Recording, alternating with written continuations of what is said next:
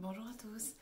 Bon, je profite que mon mari soit là, qu'on soit dimanche, et parce que j'ai un tout petit peu de temps devant moi pour vous tourner cette vidéo, parce que j'ai vraiment senti ces derniers temps qu'il était important d'en parler, non seulement pour moi, parce qu'il faut que j'en parle, il faut que je place des mots dessus et que je déculpabilise surtout, et parce que je me rends bien compte avec vos expériences, celles que vous avez partagées avec moi, que on est tellement nombreuses dans ces cas-là et que je sais pas si c'est une question de culture ou quoi que ce soit, mais on s'en veut toutes de penser comme ça.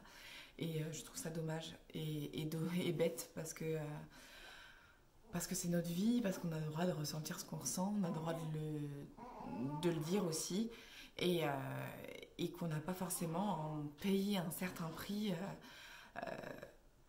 voilà, parce que c'est complètement inconscient. Donc voilà, donc moi j'ai accouché déjà il y a 3 semaines de mon troisième enfant, si vous ne le saviez pas. Euh, et en fait, donc depuis, je parle sur les réseaux sociaux avec des filles qui, comme moi, ont accouché il y a 1 mois, 2 mois, ou un peu plus d'ailleurs, hein, ou celles qui sont enceintes et qui attendent leur troisième ou leur deuxième, et qui ont besoin de se confier un peu, voilà, parce qu'elles ne se sentent pas forcément en plein épanouissement, et ce que je peux tout à fait comprendre. Donc voilà, moi si vous ne savez pas, j'ai quand même eu du mal à avoir ces enfants parce que j'ai fait beaucoup de fausses couches par le passé et même entre mes enfants j'en ai fait une. Donc voilà, j'étais pas non plus super confiante quand je suis tombée enceinte pour la troisième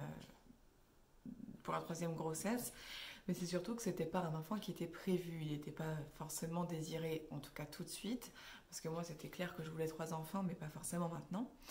Et, euh, et du coup, c'est sûr que ça a déjà été un petit obstacle en fait à l'épanouissement de la grossesse et et à la peur en fait du futur, parce que voilà déjà c'était pas prévu tout de suite. Ils n'ont qu'un an d'écart avec sa sœur et c'est sûr que voilà, enfin ça m'a pas du tout aidé quand il est né en fait à être extrêmement sereine et heureuse, d'autant qu'il a passé les 12 premiers jours en néonate. Donc voilà, c'était en plus des circonstances particulières à la naissance qui font qu'on ne se sent pas forcément hyper épanouie, hyper heureuse d'avoir son bébé parce qu'il n'est pas avec nous, parce que sa santé n'est pas géniale, parce qu'on vous fait... on vous dit tous les jours, oui, on va attendre qu'il aille mieux, gna gna gna. On vous dit qu'il y a des choses qu'il fait pas bien encore et tout ça, comme si on y pouvait quelque chose et comme si enfin, tout dépendait de lui pour qu'il rentre à la maison, sauf que c'est un tout petit bébé et qu'il a conscience de rien. Donc vraiment pas évident. Je sais que les premiers jours, moi j'ai eu beaucoup de moments de déprime, j'ai énormément pleuré à la maternité et physiquement je me sentais pas bien non plus parce que voilà, enfin, j'avais tout le temps mal au bide parce que j'étais pas bien psychologiquement quoi. Et, euh, et voilà, puis ensuite j'ai récupéré donc mon fils et on est rentré à la maison et, et puis c'est pas facile, voilà, c'est pas facile parce que il y a 2 autres enfants dont il faut s'occuper, que effectivement quand on en avait qu'un, c'était hyper facile quand on y pense maintenant. Aujourd'hui, quand je vois des gens qui n'ont qu'un enfant et qui n'arrivent pas à s'en sortir, je me dis mais pourtant c'était facile, franchement c'était facile. Et, euh, mais parce que forcément on s'habitue à tout. Et voilà, mais bon, c'est vrai que moi j'avais le souvenir que autant le tout début avec mon premier enfant était difficile, autant quand il a eu 1 an et demi, 2 ans, c'était vraiment le top du top quoi. C'était génial. Enfin, même avant d'ailleurs, parce que quand j'ai recommencé à travailler, il avait juste 9 mois et c'était top. Enfin, franchement, à cette époque-là, on était déjà super contents d'être parents et voilà. Le mauvais moment était largement très loin de nous, hein.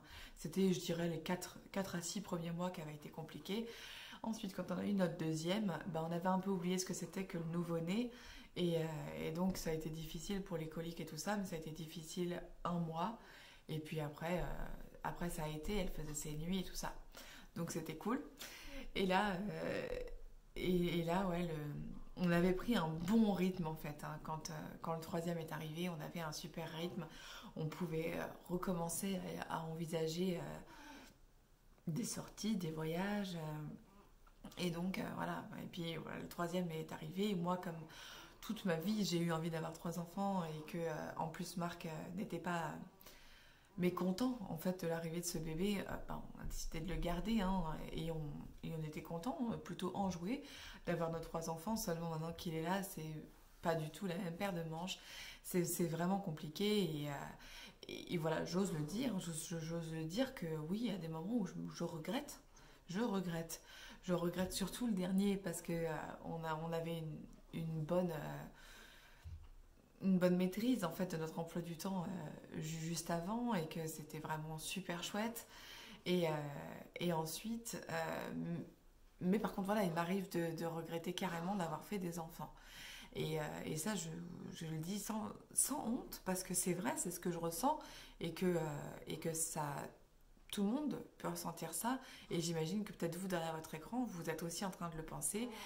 par moment, parce que c'est pas tout le temps. Si c'était tout le temps ce serait vraiment horrible, mais il y a vraiment des moments où je me dis oh, putain, on aurait une situation mais genre de la mort quoi, si on n'avait pas d'enfants. Bon, on paierait aussi énormément d'impôts, donc ce serait difficile pour ça, mais voilà, entre mon salaire et celui de mon mari qui est très très bon maintenant, voilà, on se dit dans quelle situation géniale on serait, et, euh, et forcément ça fait un peu rêver et un petit peu aussi déprimer quand on se dit bah ouais, mais sauf que tous les voyages que du coup on pourrait faire, on peut pas les faire à cause, parce que c'est ce qu'on se dit à ce moment-là, à cause des enfants. euh, Pareil, les vacances, bah c'est obligatoirement dans la famille et tout ça, parce ils sont trop nombreux. On peut pas aller dans un club de vacances ou quoi que ce soit, dans une location. Enfin, c'est vraiment autre chose en fait. C'est un autre budget, les vacances. Si on veut vraiment les faire bien et qu'elles nous reposent et tout ça, surtout quand on est mère au foyer, et que la vie est déjà pas facile au quotidien, même si on est des glandeuses professionnelles, et ben on est des glandeuses professionnelles fatiguées. Vous comprendrez la blague, hein, pour celles qui sont dans mon cas et qui ont l'impression que les gens pensent qu'on ne fait rien quand on est mère au foyer. Euh, enfin, parce que pour l'instant, je suis en congé parental, hein. Je ne suis pas mère au foyer depuis toujours.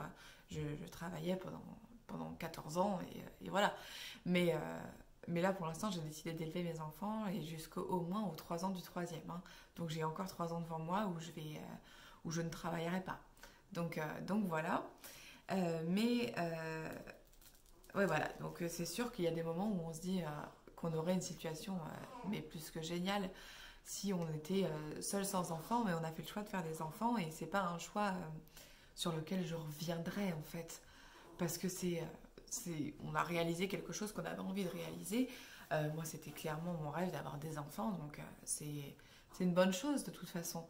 Mais voilà, on a aussi le droit à des moments de se dire bah, que c'était une espèce de faiblesse passagère, mais que ouais, finalement, ouais, zut, on était bien quoi.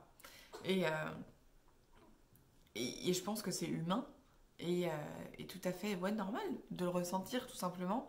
Donc c'est pour ça que je voulais en parler en vidéo, parce que je sais que vous me faites confiance entre guillemets. Enfin, vous savez que j'ai pas, je ne suis pas langue de bois. Moi, je suis pas celle qui vont dire sur les réseaux sociaux que tout va bien, que mon enfant est trop super. Oh mon Dieu, le temps passe. J'ai pas envie que le temps passe. Remonter le temps à quand mon bébé était tout petit, et qui derrière vont dire oh mon Dieu, comment j'étais mieux sans mon bébé. Euh, et voilà, enfin, j'ai pas envie de jouer les mères parfaites, et je l'ai jamais été, jamais pensé que je l'étais, et je ne le suis pas du tout. Dieu merci pour mes enfants d'ailleurs, et pour mon mari, parce que je pense que quand on est une mère parfaite, on n'est qu'une mère, et on n'est plus rien d'autre à côté, hein. Donc voilà, moi je suis une femme, tout simplement, avant d'être une maman. Je suis moi toute seule, et ensuite j'ai mes enfants, même si je les aime mais d'un amour inconditionnel. Déjà, l'amour ne vient pas quand on pisse sur un test et qu'il est positif. En tout cas, pour moi, c'est pas venu comme ça.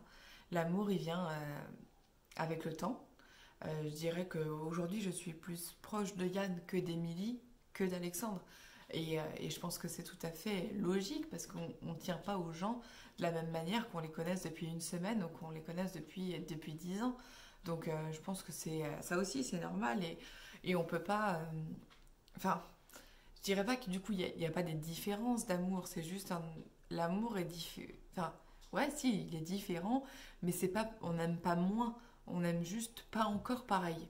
Euh, il me semble. Voilà. Euh, j'ai l'impression que je radote ou que je dis n'importe quoi, mais en fait, l'idée est là. C'est que vous avez le droit, vous aussi, d'avoir vos moments de faiblesse, ce qui est tout à fait humain. Il y a une de mes copines, je te citerai pas, hein, mais on a discuté hier soir, du coup, par message sur Instagram, et tu me disais que ta sage-femme t'avait dit que, que 2 femmes sur 3 lui parlaient qu'elle regrettait d'avoir fait l'enfant direct en postpartum, en fait. Hein. Euh, et, euh, et moi, je me dis, la 3e sur 3, elle, elle se le cache en fait. Parce que c'est pas possible humainement et nerveusement, c'est pas possible d'endurer tout ça sans avoir un moment où tu te dis mais comment je suis maso pour m'être infligé ça. Et, et quand on a un enfant déjà on se le dit régulièrement. Quand on en a 2, on se dit oh, putain j'ai réitéré en plus. Je me suis tiré 2 balles dans le pied. Mais alors, quand on en fait 3 et plus, j'imagine, parce que bon, bah, moi, ce sera pas mon cas, nous, on s'arrêtera à 3. Mais, mais on se dit, ouais, on est vraiment maso et qu'est-ce que la vie est bien faite? Parce que sinon, les gens ne se reproduiraient plus. Si on avait encore conscience de ce que c'est tous les débuts difficiles, même 6 mois après, parce que moi, je suis tombée enceinte 6 mois après. Même pas, elle avait. Bah, c'est ça. En fait, le mois de ces 6 mois, je suis tombée enceinte du petit dont je viens d'accoucher là. Et donc, ça veut dire que ce 6 mois après, on avait déjà oublié tout ce que c'était que les débuts difficiles avec notre bébé. Donc, c'est bien, je trouve ça bien. Parce que ça veut dire que là, j'ai moins de 6 mois devant moi avant de me dire, mon Dieu, qu'est-ce que j'ai fait comme connerie, quoi. Donc c'est cool. Et voilà, je voulais vous dire simplement que voilà, quand on est humain, eh ben, on a des moments de faiblesse. Et quand on vient d'accoucher et que on se sent seul chez soi, qu'on a l'impression qu'on s'en sortira pas et tout ça, ben voilà, sachez les filles que vous n'êtes pas seules.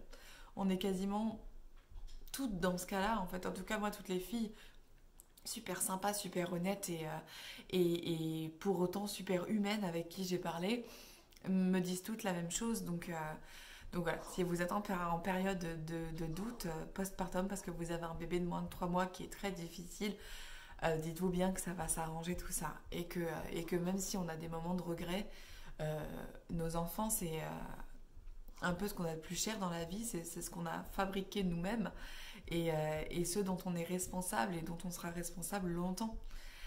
Parce que tout ce qu'ils pensent, tout ce qu'ils disent, tout ce qu'ils font, c'est influencé par ce que nous on pense et ce qu'on dit et ce qu'on fait évidemment. Et, euh, et je trouve ça beau, moi, en fait, de me dire que l'humour de mon enfant, c'est mon humour mélangé à celui de mon mari. Et enfin, c'est voilà. Donc voilà, c'était un petit message d'espoir qui n'a pas l'air quand on voit le titre, mais j'avais envie de le rendre accrocheur pour que vous vous demandiez bien de quoi je parle dans cette vidéo. Et c'est pour ça que je l'ai fait putaclic, entre guillemets, parce que ça va attirer que les mamans, hein, mais voilà. Donc voilà, j'espère que je me suis bien fait comprendre. En tout cas, voilà. Sachez que même si aujourd'hui, je suis pas forcément super épanouie dans ce rôle de maman de 3, eh ben, je sais que ça va s'arranger et que voilà, les heures de sommeil dont je manque actuellement, eh ben, je vais les récupérer plus tard et dans pas longtemps. Si j'ai la chance que mon enfant fasse encore ses nuits aussi rapidement que les autres, euh, voilà, mais c'est pas, enfin, c'est une sorte de regret euh, dans l'ensemble, mais de toute façon, on peut pas revenir en arrière. Donc, ça sert à rien de se dire et si, même si, bon, après, forcément, moi je me dis et de toute façon, et si j'avais pas fait ces 3 enfants, je serais en train de me dire qu'il faut que je les fasse. Donc, de toute façon, il y a pas de regret à avoir, même si on peut le penser. De toute façon, on y arrivera toutes parce qu'on y arrivera par l'amour qu'on porte à nos enfants et à notre mari qui nous aide quand on a la chance, comme moi, d'avoir un mari qui nous... Je sais pas, j'aime pas dire qui nous aide, mais qui participe à l'éducation tout simplement, en plus de travailler à l'extérieur, quoi. Donc voilà, bon, je vous embrasse très fort, j'arrête de parler parce que je parle trop. Et on se retrouve très vite dans une prochaine vidéo. Ciao!